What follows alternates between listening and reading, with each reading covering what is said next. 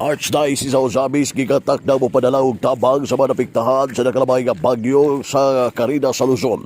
Gituki sa mga kaparihan sa Archdiocese sa Ozamis, di pala madugay silang retrita ang kamahin sa mga Naapektahan sa Bagyo Carina dito sa Luzon. Kini ang ipanayag ng Archbishop Martin Sarmento Mawa DD sa interview ngadto gani ang lakip nga naisgutan baton pa sa Arsobispo sa baguhay lamang nga natapos nga retreat ang paghatag og tabang sa Archdiocese sa Ozamis sa mga Naapektahan sa Bagyong Carina.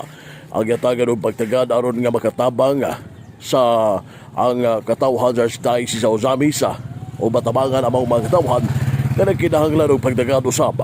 Busa boto sa butabang ang lokal nga simbahan sa Archdiocese sa Ozamis sa Naapektahan sa Nakalabayng Bagyo Carina o mohimo usab og second collection alang niadtong mga katawhan nga mutabang dinhi sa lokal nga simbahan.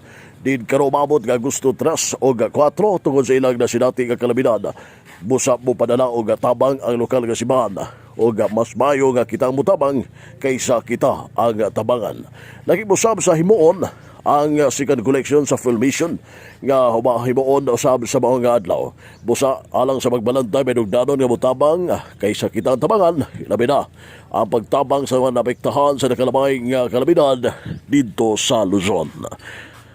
Amo pong gisgutan ang mga paghitabo sa Pilipinas karon, labi na gayud ang kining nahitabo sa Manila o sa Luzon area bangin sa kining Bagyong Carina ug busa kining sa August 3 o August 4 atong buhaton ang kining gitawag og second kolekta para sa mga biktima sa Bagyo Carina. Kita sayod nga taga hawak o taga dughan ang tubig nga dinha sa Metro Manila luoy gyud kaayo.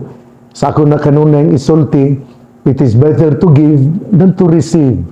Mas maayo pa nga kita mutabang kaysa kita ang tabangunon. Ang TV kabayas-bayag sa Arsobispo sa Archdiocese sa Ozamis, Archbishop Martin Sarmento Mawa DD. Alang sa DX, DDC Manujuga para Radio Sibahan, W8, Manuel Ronquillo Jr. Danag sa Nagbayan.